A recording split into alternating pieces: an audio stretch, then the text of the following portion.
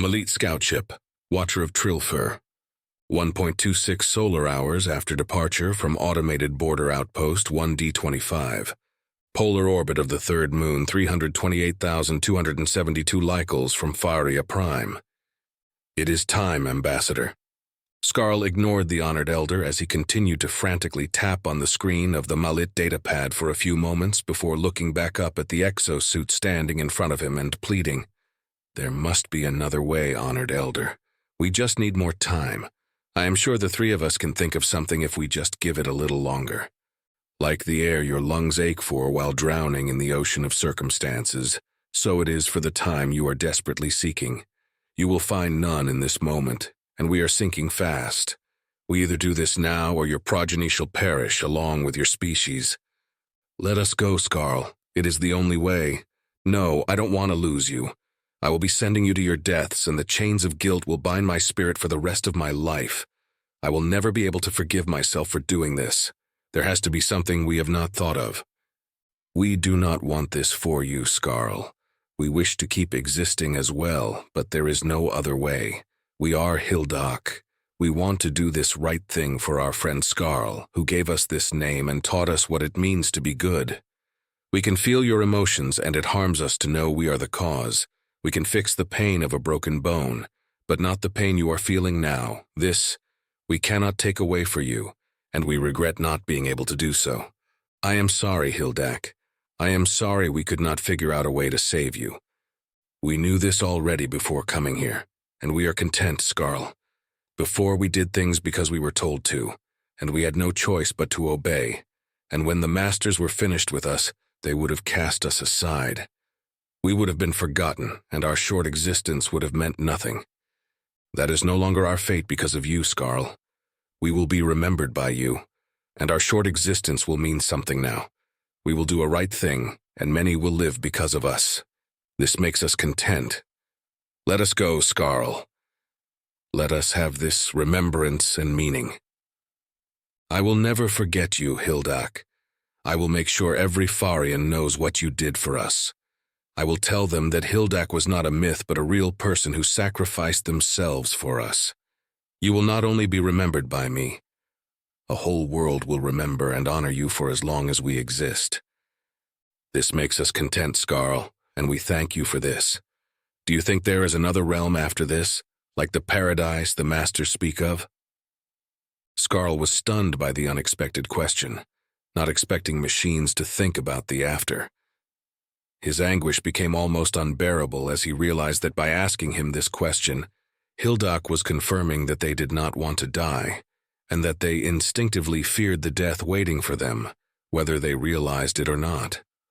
Skarl was not really religious, only speaking to the Maker when he needed something from the being that created them. The question forced him to, at long last, acknowledge his selfishness and lack of true faith. And he answered Hildak in the same way he would have answered if the question had been posed to him by an innocent hatchling. It was the least he could do for them, considering their sacrifice. He struggled to remember how his mother had explained what the after was like, and as the long, latent memories began to surface, he explained it to Hildak just as his mother did to him all those cycles ago. The prophet tells us that those who are good go to an infinite ocean where we will turn back into hatchlings and swim with the Maker and all those who have gone before and wait for us in the after. Here we will know nothing but love, joy, and peace forever. In this place all our desires are realized, and there is no hate, suffering, nor sorrow to be found anywhere as we swim with an endless multitude of hatch brothers and hatch sisters in perpetuity. If I am deemed worthy to go to this place, I promise I will ask the Maker to bring back my friend Hildak for me, and we will swim together forever. This makes us content. We will be waiting for you to bring us back to live in this place with you, Skarl. What does one say when leaving another to go and not come back? We say, in the after may we meet again, Hildak. We say to you, in the after may we meet again, Skarl. Tell the machine human we say this to it. I will. In the after may we meet again, Hildak.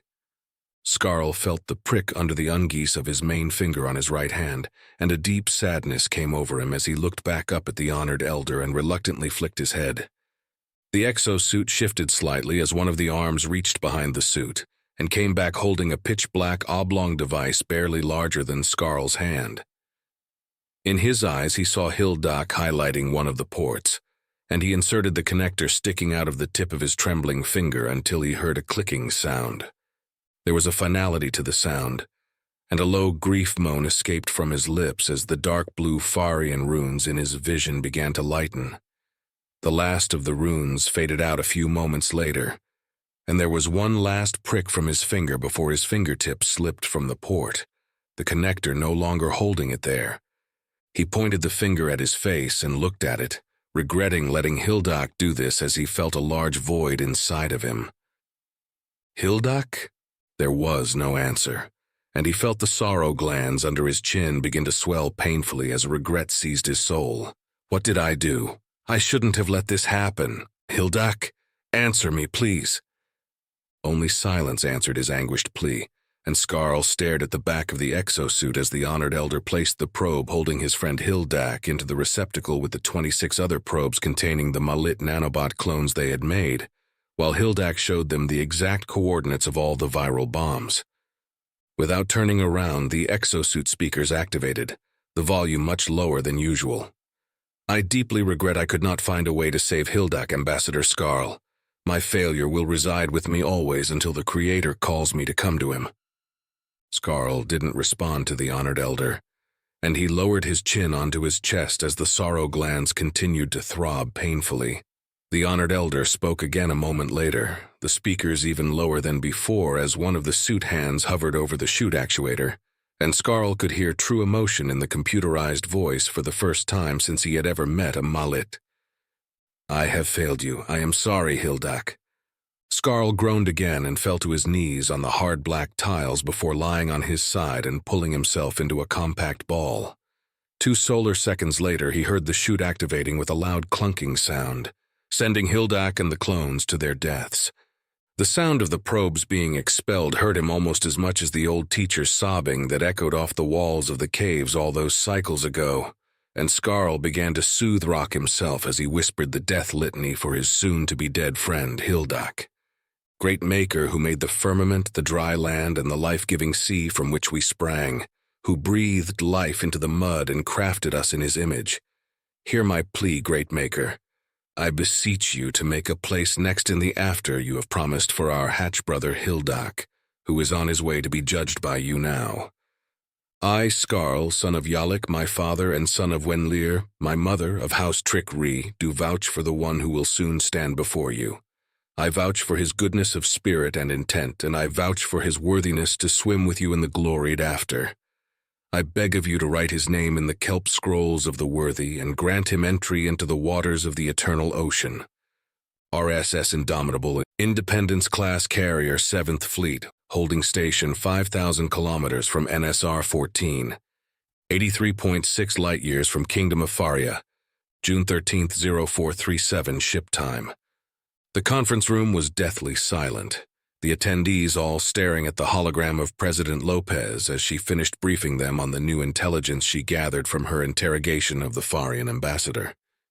Here are the images and the recordings of the Farian children from the satellites after the first viral bomb was set off.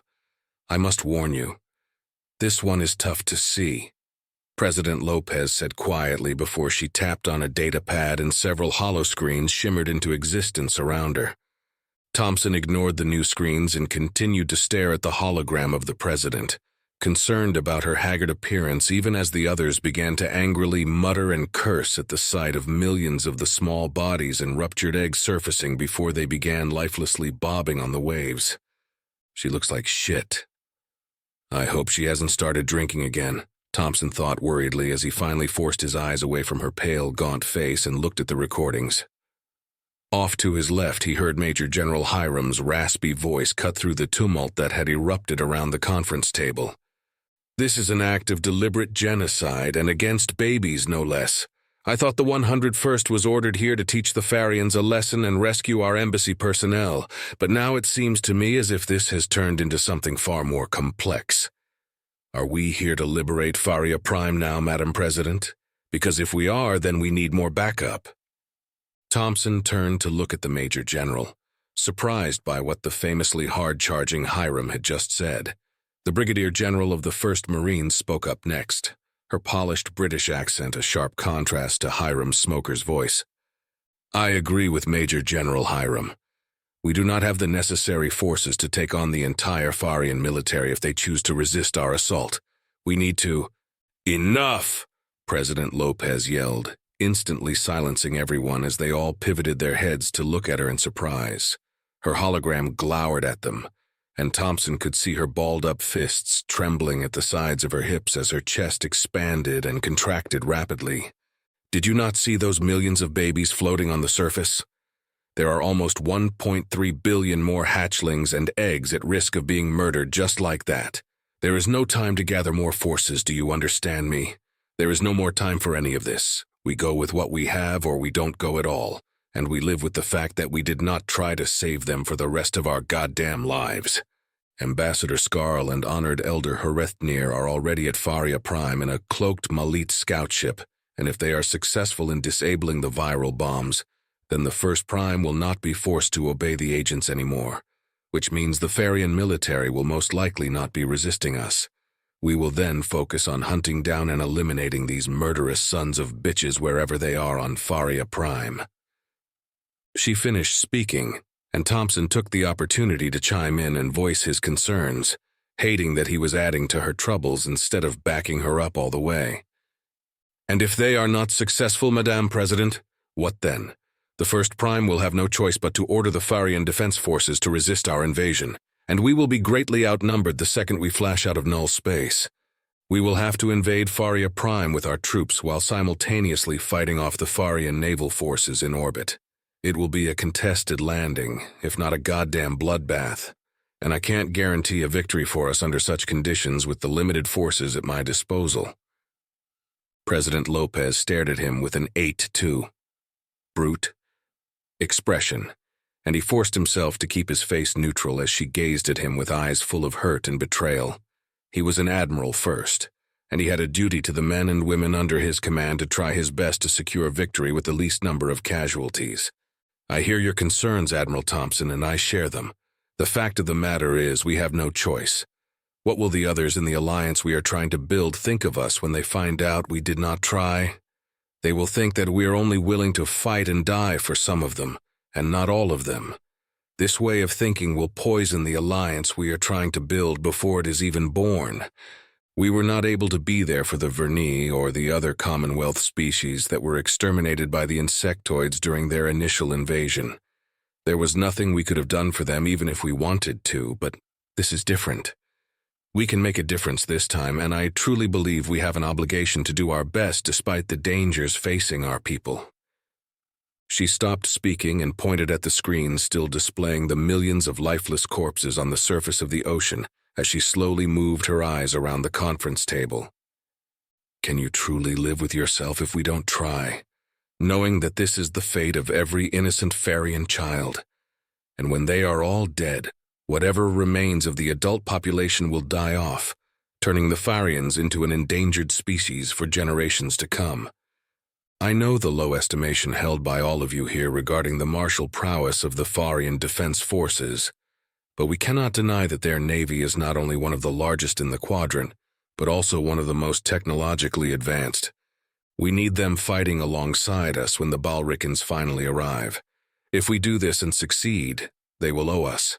I hate that this is even a factor in our planning, but it is, and there is no point in pretending otherwise. We need their ships, and doing this will ensure their cooperation in the war to come." Senior Captain Ruggeri spoke up in the silence that followed the President's exhortation. "What role will the Malit dreadnoughts be playing, Madam President? I know it is hoped their presence would make it so the Farian Navy would stand down, but what if they don't? Will the Malit engage in combat with us? Because that is the only way we have a chance of making it out of this without horrendous losses." President Lopez gazed at Dominic for a few moments before answering him. "The AI controllers are currently under orders to only engage in defensive action. They will only fire back if attacked by the Farians, and they will cover our retreat if we are forced to withdraw. Nothing more, nothing less." Subdued, angry muttering erupted around the table at this revelation, and Thompson rapped his knuckles on the table to silence them as he glared at them for a moment before looking back at the hologram of President Lopez. "What are our rules of engagement, Madam President?" "You will only attack them if fired upon first, Admiral Thompson. The second a Farian ship fires on one of ours, the gloves come off, and you make them regret ever being born. Same for the ground forces, is that understood? You will not fire the first shot, but the lives of our people are paramount, and they are to do whatever it takes to protect themselves. I had a chance to look at your operational plans, and I already signed off on it in case shit goes sideways on us, so the fault will lie with me alone. Standard rules of engagement apply for Farian civilians and infrastructure, and you will have to use your best judgment as the situation unfolds, Admiral. Any other questions?" The President looked at each of them, her eyes moving around the table until she finally locked eyes with Thompson last. Seeing that no one had anything to add, he stood up, the rest of them following his lead as he did so, and he saluted her along with the others. President Lopez straightened herself up and returned their salutes before addressing them all again in a cold voice that sent chills down his spine. "Good hunting." Her hologram vanished, and Thompson looked around at all the grim faces staring at him. "Any saved rounds I need to address before we enter null space and proceed to our target?" All shook their heads in the negative, and Thompson could feel the tension in the air thicken until it was almost palpable as he looked around at each of them one last time. They were ready, and it was time to do this. He looked at his wristcom, hoping none of them would notice the slight trembling of his hand as he did so. It was now 0449, and he quickly calculated the time it would take for all the shuttles to get back to their respective ships before glancing back up at them. "The fleet will transition at 0520.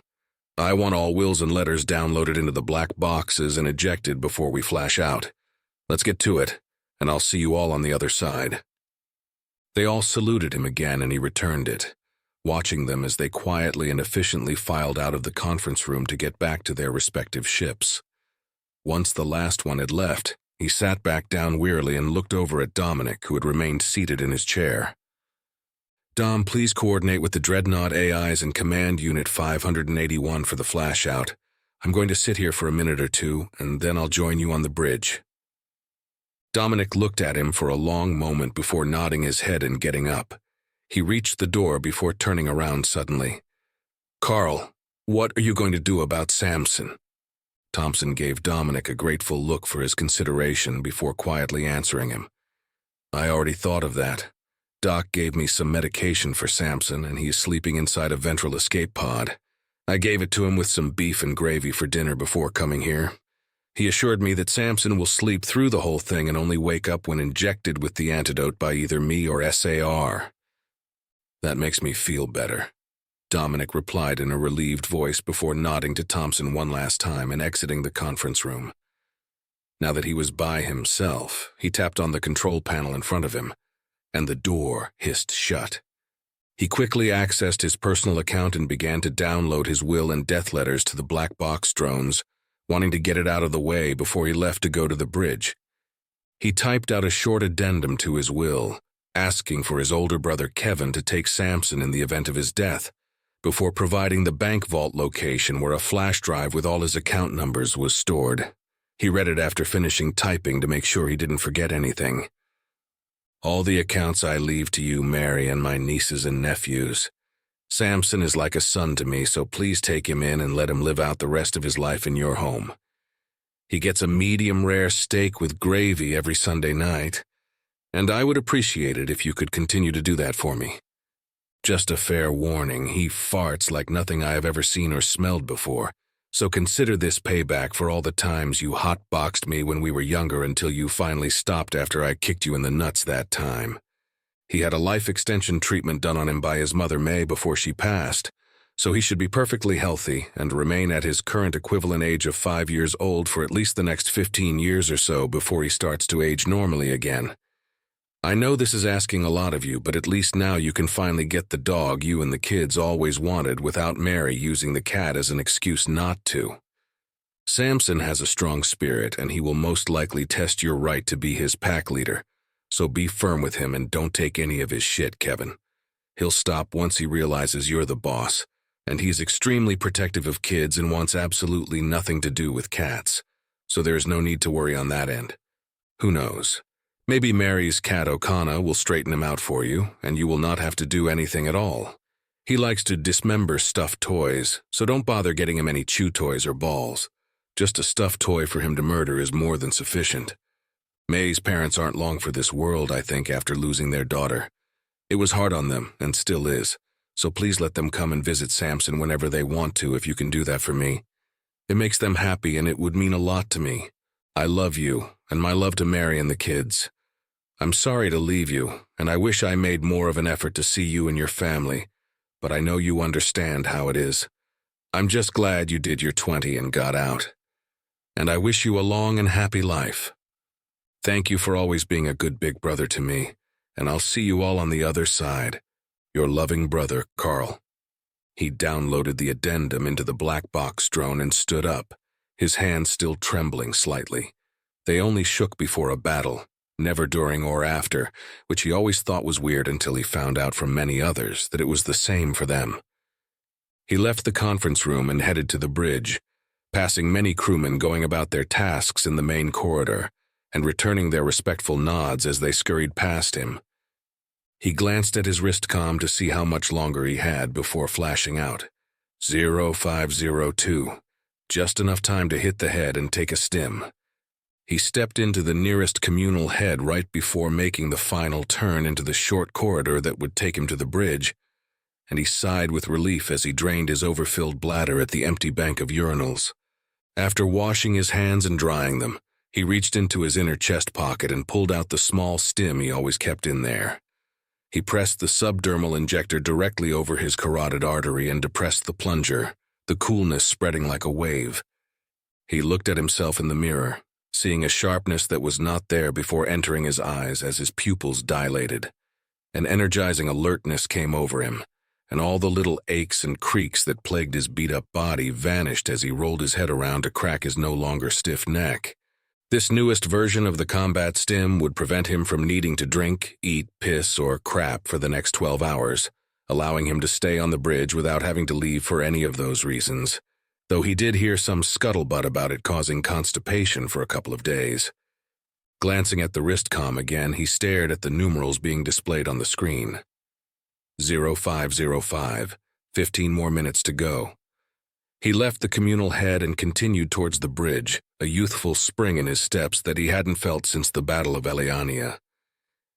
He walked down the short corridor and stopped 2 paces away from the 2 sleek black combat-suited Marine sentries guarding the bridge. He returned their perfectly crisp salutes and nodded appreciatively as they verified his identity and security codes with their scanners before they opened the armored door for him. He entered the bridge and immediately walked over to his observer seat to the right of the empty captain's chair, returning the salute of XO Carvalho, who stood up to salute him as he approached. She sat back down in her chair to the left of the captain's and waited for him to get settled in before asking him if he wanted a final update on the fleet's status. He nodded and listened to her as he logged into his holographic interface and started rearranging the multiple windows that popped up in the way he preferred, as she began to send him status updates to his terminal. Once she finished, he turned to face her and smiled in true appreciation. The captain is damn lucky to have you as his XO, and I mean that, Carvalho. You have a rare and special talent for filtering through all the useless nonsense I don't need and giving me exactly what I want instead. She beamed happily at his praise. Thank you, sir. That means a lot to me coming from you. He smiled back at her before turning to look around the massive bridge, seeing all the bridge crew at their stations as they prepared the ship for departure and potential combat. Dominic was over by the tactical station, hunched over the workstation as he and the tactical officer gazed intently at whatever was being displayed in front of them. He then looked at the massive viewer on the forward bulkhead, and his heart quickened at the sight of the 7th Fleet in their neat and orderly combat formations, ready to take the fight to whoever dared to stand against them. Nestled deep within the squat, cone-shaped fleet formation were the troop ships and armored carriers, surrounded by their escort of 10 Bunker Hill-class fast battleships, led by Command Unit 581.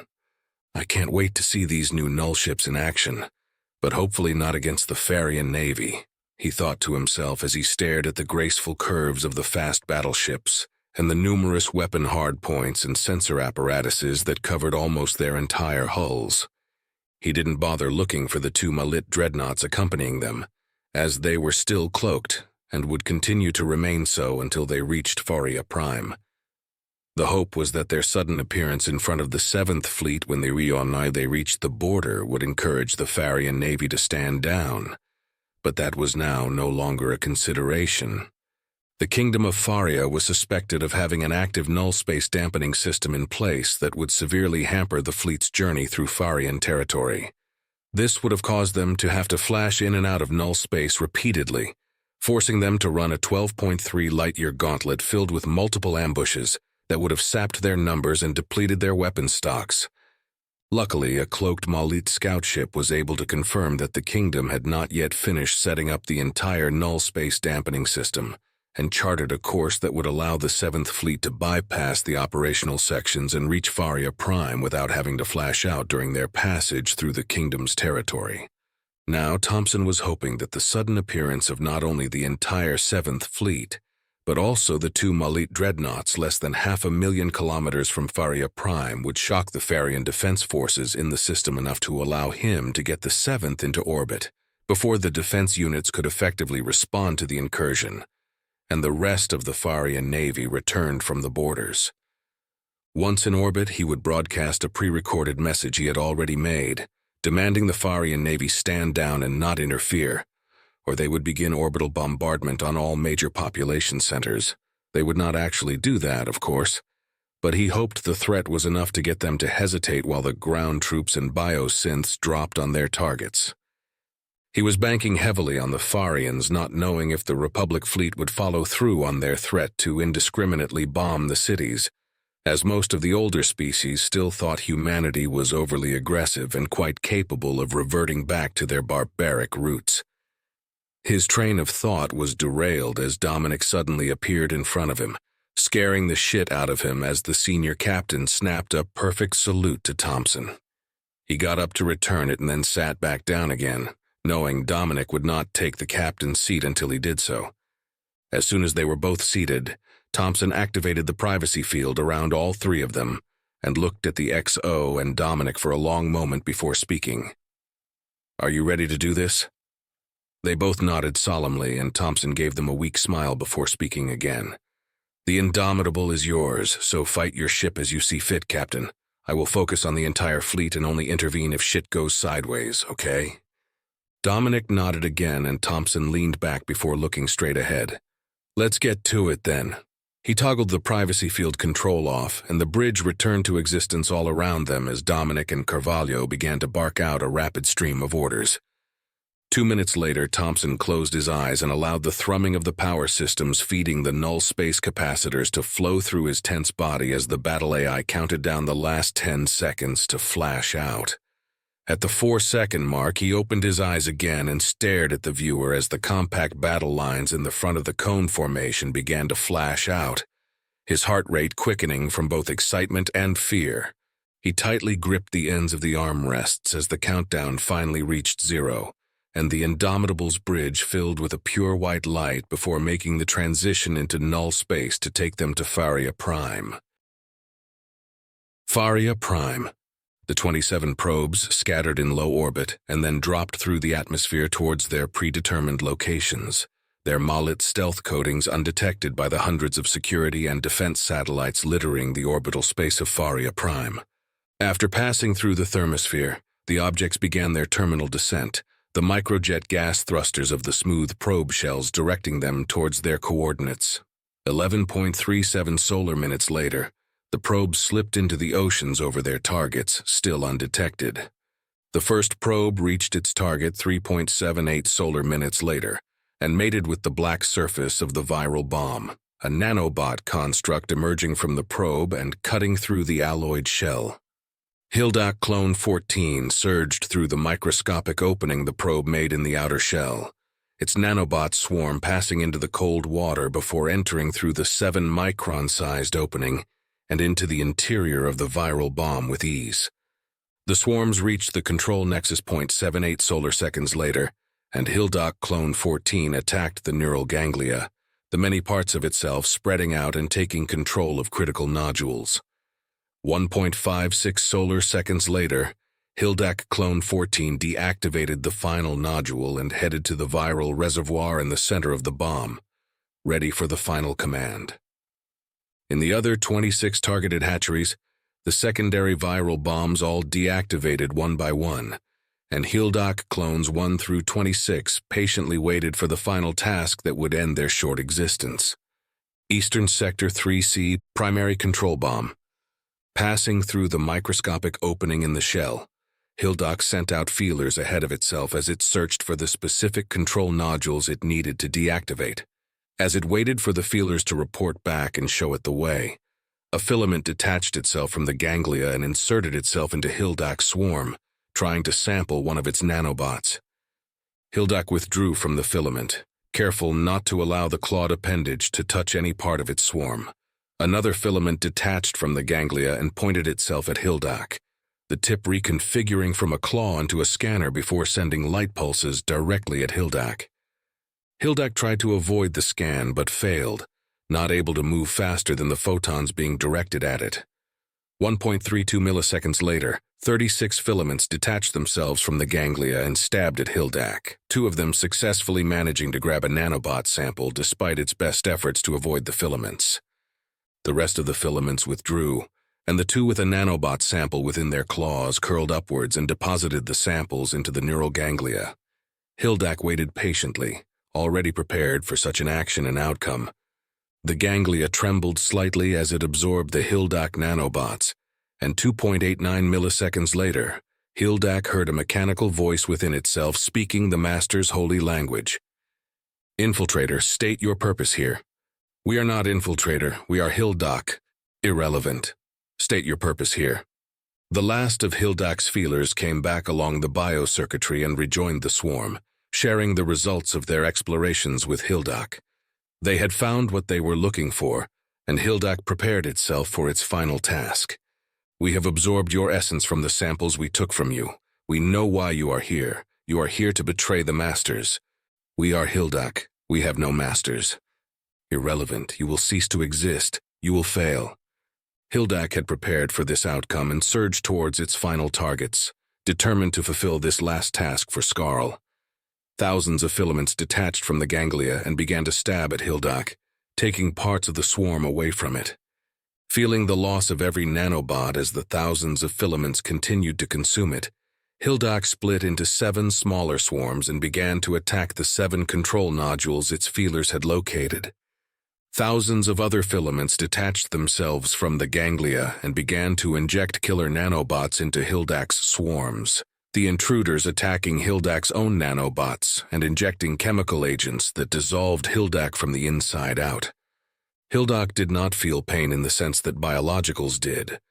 What it did feel was parts of itself ceasing to exist, and Hildak's processing power began to diminish at an alarming rate as it continued to be consumed and destroyed by the filaments of the control swarm. "You are a betrayer. You will fail. We will consume you, and the Masters will reward us with eternal life." Hildak ignored the arrogant taunting of the control swarm as it continued to attack the nodules. 4 nodules had already been disabled, and Hildak sent what little remained of itself to reinforce the nanobots trying to disable the last 3. The filaments continued to tear Hildak apart and inject killer nanobots into its swarms, and now less than 31.6% of it remained. One of the 3 remaining nodules was finally disabled, and Hildak reoriented towards the last 2. "You will fail. We are almost finished consuming you, betrayer." Hildak knew what the control swarm was saying was true, and it struggled to continue, the remaining nanobots left of itself inadequate to the task. "Skarl, we have failed you. Forgive us, our friend." The filaments consuming it suddenly stopped attacking and pointed towards the opening Hildak had come through as the control swarm screeched in frustration. Hildak reoriented 100 nanobots to see what was happening, and it froze, not understanding. There were strange nanobots pouring out of the opening it had come through and attacking the filaments and killer nanobots that had been consuming Hildak. their silvery shells contrasting sharply with the dull gray nanobots of the control swarm. Tens of thousands of the new nanobots broke away from the others and surged towards Hildak, who was still struggling to comprehend what was happening with its greatly reduced processing power. It recoiled instinctively from them as they came upon it, and one of the newcomers attached itself to one of Hildak's nanobots. Hildak felt a 0.012% increase in raw processing power, and as the other tens of thousands of silvery nanobots attached themselves to what remained of Hildak, it felt a corresponding increase in processing power that grew exponentially. A flash of insight came over Hildak, and it realized the new arrivals were nanobots of the machine-human friend coming to help it finish the mission. Hildak, now reinforced by its new nanobot allies, focused entirely on the remaining two targets, and 5.34 milliseconds later, the last two nodules were finally disabled. The control swarm roared with frustration and tried to send some of the filaments and killer nanobots to finish consuming Hildak. But the new nanobots assembled themselves into a protective barrier covering what remained of Hildak, and creating a tunnel that led directly to the neural ganglia. Hildak gathered itself, tallying the number of still functional nanobots remaining of it, 123,719, enough to fulfill this last task for its friend, Skarl. Hildak surged towards its primary target, feeling satisfaction as it finally reached the neural ganglia and activated the self-destruct code that would end both the control swarm and Hildak before injecting the code directly into the quivering mass of biomechanical tissue. Hildak had sent a single nanobot with instructions to the machine-human swarm, and the remaining silvery nanobot allies immediately reassembled themselves into a shell surrounding the viral reservoir. 3.78 milliseconds passed, and they vibrated violently before turning red-hot as they began to boil the contents of the reservoir, denaturing the delicate viruses it was harboring. The control swarm roared in fury again, realizing too late what had just happened as the neural ganglia began to shrivel and turn black before disintegrating. The same self-destruct code Hildak had injected into the neural ganglia began to disintegrate the last of its nanobots, and Hildak thought of Skarl, visualizing swimming in the eternal ocean with its friend who promised to bring it back in the after. As its senses grew dark, Hildak had just enough processing power for one last coherent thought as it continued to fade away, feeling contentment for finally achieving what it desired above all else during its short existence, to be remembered. We are Hildak, we will be remembered. In the after may we meet again, Skarl. 2.67 solar seconds later, the primary control bomb exploded, causing a superheated high-pressure gas bubble that killed thousands of unfortunate hatchlings and eggs within range of the powerful shockwave. The mechanical dead-hand switches within the 26 secondary viral bombs in the other hatcheries detected the sudden loss of the signal from the primary control bomb, and they all activated in preparation for triggering the release of the viral reservoirs if the signal was not re-established within 10 solar seconds. The waiting Hildak clones were ready, and they formed a solid shell around the reservoirs containing the deadly viruses before triggering nanobots that they had left in the ballast tanks to release the buoyancy gases. 2.23 solar seconds later, all 26 viral bombs began to rapidly ascend towards the surface, no longer able to remain in a state of neutral buoyancy as the Hildak clones began to heat themselves up and kill the dangerous pathogens they were containing. The viral reservoirs reached an internal temperature of hundreds of degrees, destroying the delicate viruses harbored within, and the glowing Hildak clone shells started melting as they reached critical temperatures and individual nanobots began to slough off, no longer functioning. 17.42 solar seconds later, the first viral bomb breached the surface, launching several galactic meters into the air before slamming back down onto the frothing waves and violently exploding, killing the few still surviving nanobots of the Hildak clone. All around Faria Prime, the other viral bombs appeared on the surface, no longer a danger to the hatchlings and eggs they were designed to kill as they breached the surface and exploded with enough force to be seen from space if one was watching for it. Embassy of the Republic of Humanity. Are these froggies licking each other and getting high as fuck, Private, or do I have dicks stuffed in my ear holes that no one is telling me about, because I can almost positively swear that I just heard that slimy piece of amphibian shit demanding that we surrender again. Aye, sir, the private confirmed, trying his hardest not to laugh and maintain discipline as his lips quivered. Well, you go tell that fat Pepe, the frog-looking son of a bitch, to go round up another 5,000 degenerate pig-copulating Kermits and bring them here first so they can make it a fair fight for us. Aye, Staff Sergeant. The private stiffened at attention first before spinning on the heels of his combat boots and then jogging off to go tell the embassy staff negotiator Kovac's answer to the Farian surrender demands. He was going to pass it along verbatim, and the negotiator knew better than to try to change any of the words after Kovac chewed her ass out the last time for trying to reword his replies to be a little less antagonistic. SSG. Kovac watched the private jogging away as he aggressively jawed the huge wad of chew in his mouth before spitting a glob of dark brown fluid to his left, almost hitting a pair of highly polished Italian leather shoes that were not there just 2 seconds ago. Watch it, Kovac. You kiss your mother with that foul mouth of yours.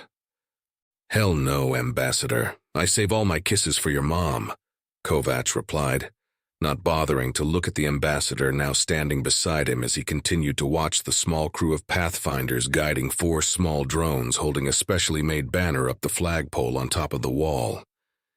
Did your nanny bot malfunction and stomp the shit out of your birthing creche? Or were you just raised in a barn by a bunch of hick inbred first cousins, Kovac? The ambassador retorted hotly. Kovac pivoted his head in surprise to look at the ambassador, eyes shining with rare appreciation at finding another man of culture that could not only take his abuse, but match his legendary insults with equal creativity. Nicely done, Ambassador. What do you think of our new battle flag, sir? He asked innocently as he looked back at the flagpole and pointed at the banner fluttering under the massive Republic flag as the Pathfinders that had just finished raising it began to high-five each other and take wristcom pics. The ambassador followed his hand and squinted for several seconds before shaking his head disapprovingly, even as he began to giggle. What the fuck am I looking at, Staff Sergeant? Kovac made his face neutral before he looked back at the ambassador and answered the question in a serious and professional voice. That there is a legitimate psyop, Ambassador. We are letting these froggies know exactly what is going to happen to them if they try to come into our embassy uninvited. This is also for our own benefit. We are currently surrounded by almost 5,000 heavily armed Kermits and a shit ton of armor, and our troops could use the moral boost, sir. Kovac waited patiently as the ambassador looked back at the flagpole and scrutinized the hastily made banner that was the clever and somewhat sadistic brainchild of 3rd Squad. It was a standard-issue bedsheet from one of the cots they slept on, and they drew a lovely mural on it, which Kovac gleefully approved when they asked for permission to raise it. In the main field of the banner, they drew a green field with a macabre forest of large stakes topped with impaled frogs suspended in the air, with X's for eyes and purple blood oozing down the stakes. All the frogs had limp tongues hanging out the sides of their mouths, and many of them were missing arms and legs, which he thought was a nice touch. At the bottom right-hand corner of the mural was a bunch of black stick figures with round heads sitting around a fire with a dismembered frog leg roasting on a spit above the flames, and in the stick figure hands were chunks of purple and green flesh. In the bottom left-hand corner, a group of chained pigs with long yellow hair was being guarded by 2 more black stick figures pointing stick rifles at them, while another yellow-haired pig was trussed up with a blob of red in its mouth next to another fire. Underneath the mural were 2 blocks of Farian runes, written in the childlike scrawl of someone not used to writing the runes, which they weren't. What do those runes say? The ambassador asked quietly as he stared at the new battle flag with an appreciative smile. Kovac cleared his throat and spit another massive wad of tobacco juice that hit the floor with an audible splat sound before puffing himself up with fatherly pride as he answered the question. It says under the fire, "We are hungry and we heard you taste like chicken." Under the captured Miss Piggies it says, "Thanks for the fresh bacon." The ambassador snorted before shaking his head again. You Pathfinders are sick bastards, you know that? Kovac enthusiastically nodded in agreement as he reached 2 fingers into his mouth and dug out the heavily masticated wad of tobacco and flicked it to the side, relishing the look of revulsion on the ambassador's face before reaching into his hip pouch and pulling out a crumpled bag full of fresh chew. "How long can we realistically hold out for, Staff Sergeant?" the ambassador asked, all business now. Kovac glanced sideways at the ambassador, knowing he owed the guy nothing but the truth. He shoved a fresh plug of chew into his mouth before answering. "If we were allowed to bring more ammo like we wanted to, we could have potentially held for a whole day, maybe more, depending on how much these assholes feel like dying for their king. With what we have on hand, though, I'd say we can give them hell for 6 to 8 hours, sir, give or take. A little longer if the veterans among the embassy staff lend us a hand, sir." "We will, don't you worry about that. Any luck with the satellite?" "Negative, sir. They are still jamming the shit out of us. We can't even tell if it's still up there or has been shot down, though I think that is unlikely considering the stealth it has."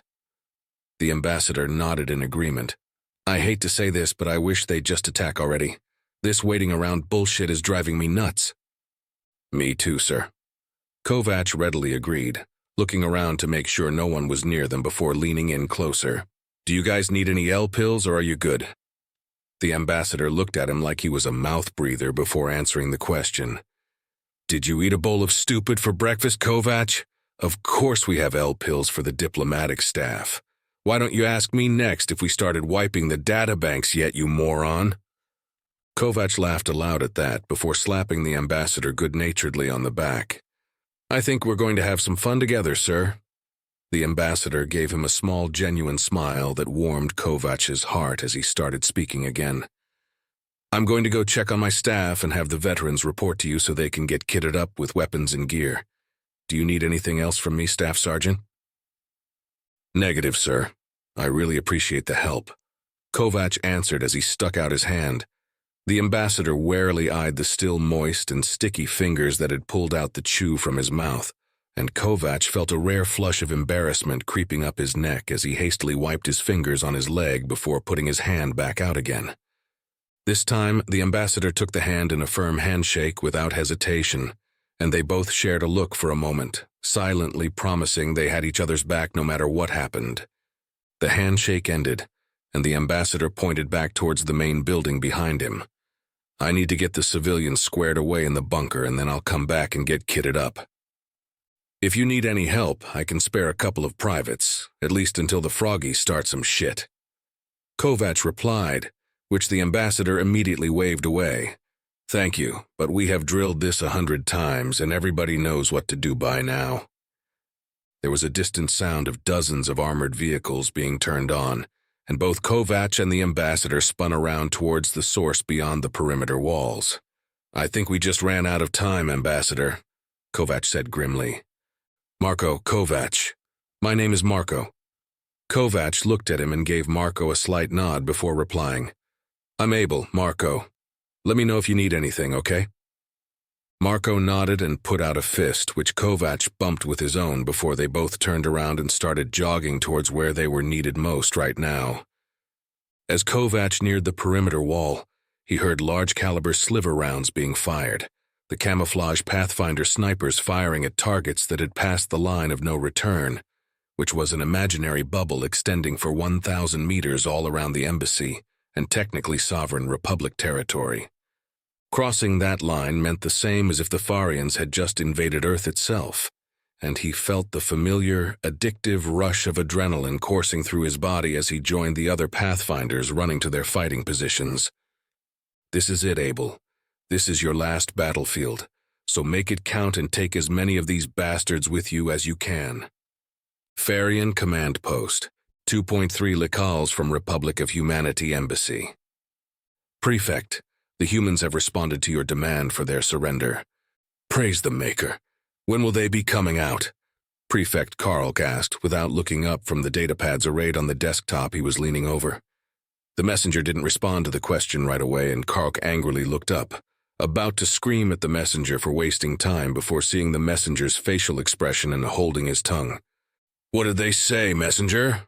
he growled menacingly, not having any time to deal with this nonsense on top of everything else since the First Prime ordered him to seize the embassy without giving him the courtesy of explaining why.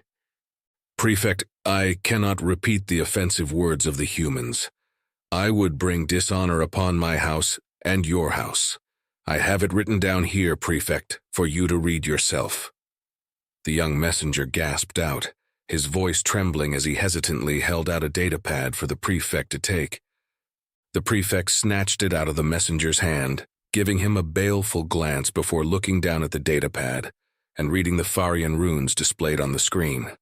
Karlk's face scrunched up in confusion, not understanding what half of the translations meant, though he did understand the insulting curses that had been directed at himself. The first thing every spacefaring species learned of another's language was their curses, and it was no different for Republic Standard. "Get Ural in here," he ordered angrily without looking up from the datapad. The messenger banged his right hand against his chest in proper deference before fleeing from the modular construct to go get the human cultural specialist. Karlk tossed the datapad on top of the others, frustrated with the humans and their stubborn refusal to surrender despite asking them 3 times now. He had no choice now. He would have to attack the embassy and take it by force. He would issue one final surrender demand, and if they still refused, the deaths they suffered would be on their own hands. He glanced up as a shadow filled the doorway, seeing that it was Ural coming to answer his summons. Ural stopped right in front of the desk and banged her chest in proper deference, which Karlk ignored as he located the datapad he had just tossed and held it out for her to take. "I need you to explain a few of the translations for me. Some of the words and concepts were not found in the military translation index we have with us here." Ural flicked her head before taking the datapad and squinted her eyes as she began to read the runes. After reading it fully, she placed the datapad on the desk in front of her and then pulled out another datapad she had in her pouch before holding it up for him to see. "This datapad contains most of my research into the socio-cultural aspects of humanity, and it is wirelessly connected to the kingdom's cultural repository in the capital. One moment, please, Prefect." Karlk flicked his head impatiently and watched as Ural connected the 2 datapads together with a cable she fished out of her pouch before tapping on the second pad several times. He saw her eyes widen in surprise before looking back up at him as her pale tan skin darkened considerably. "What does it say, Ural?" he asked, already knowing he was not going to like it, judging by the physiological blush response it caused in her skin.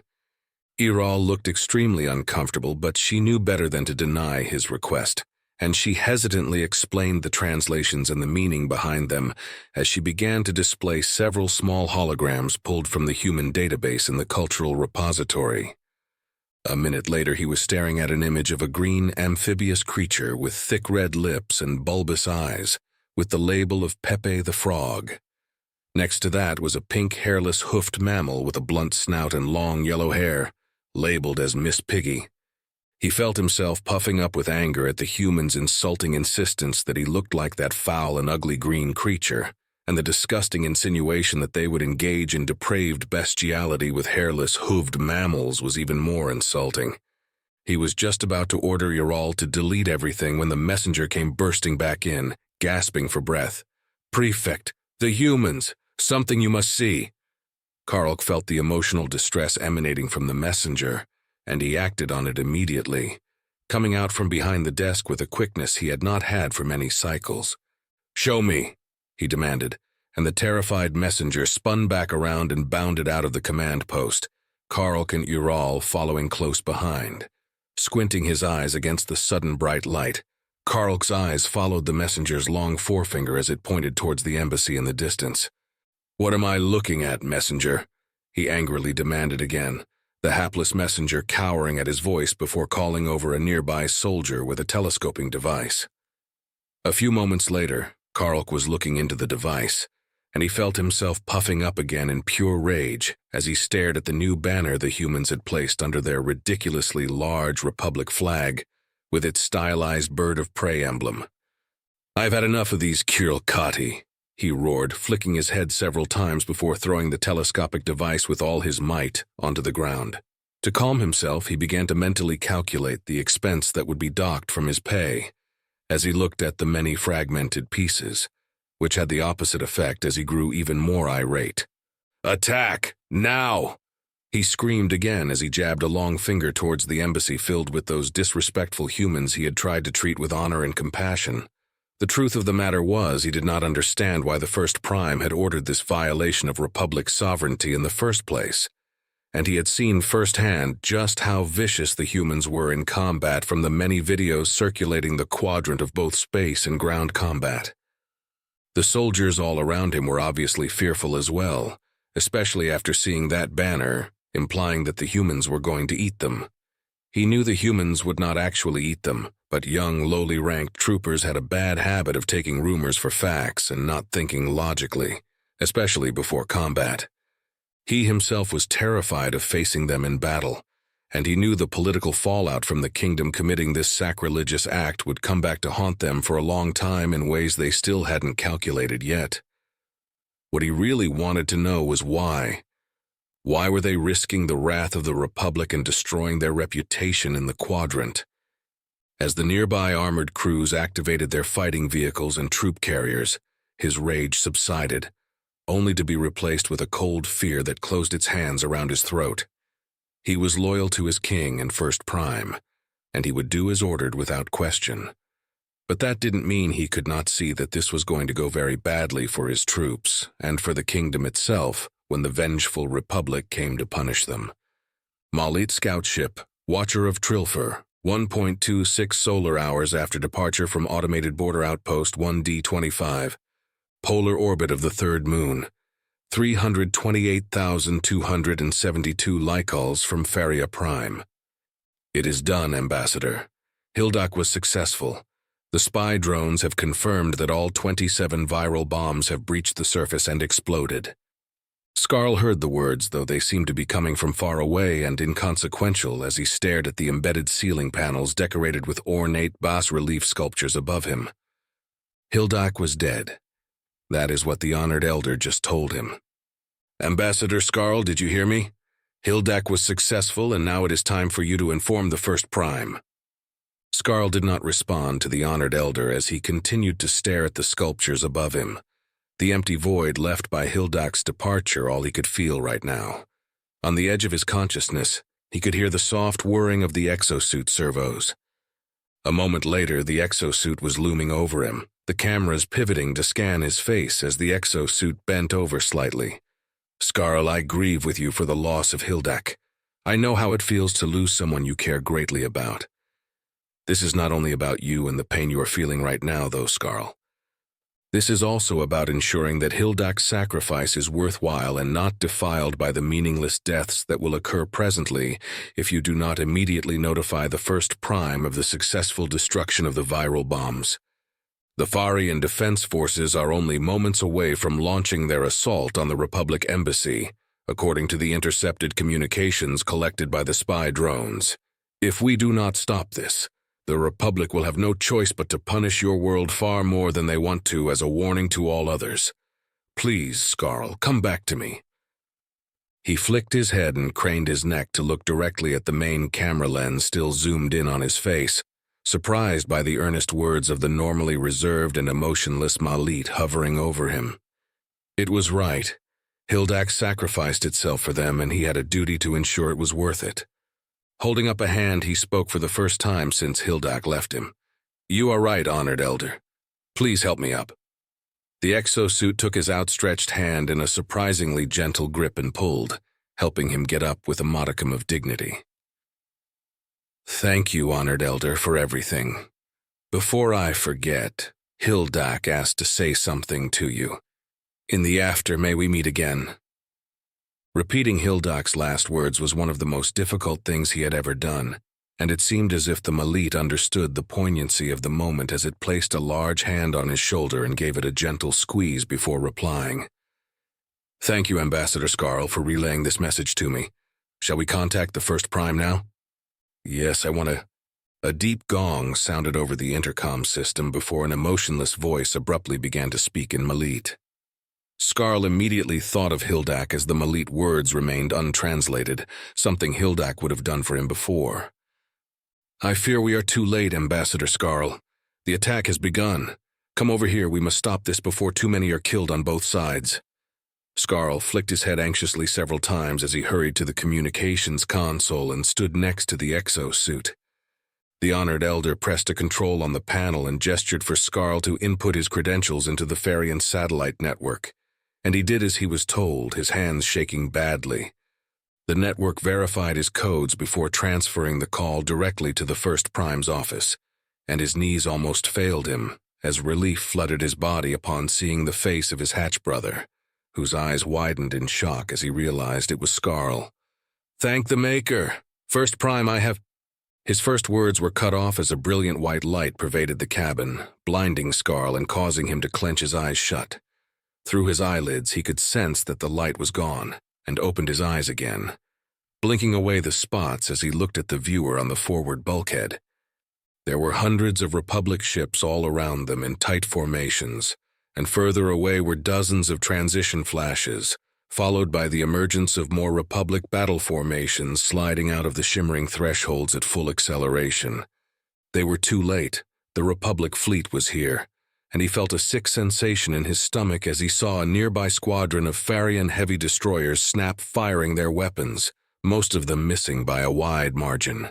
A few of them did not miss, and he moaned as he saw the Republic ships that had been hit responding with a massive volley of particle beams that did not miss their targets as they tore out great gouges in the Farian hulls.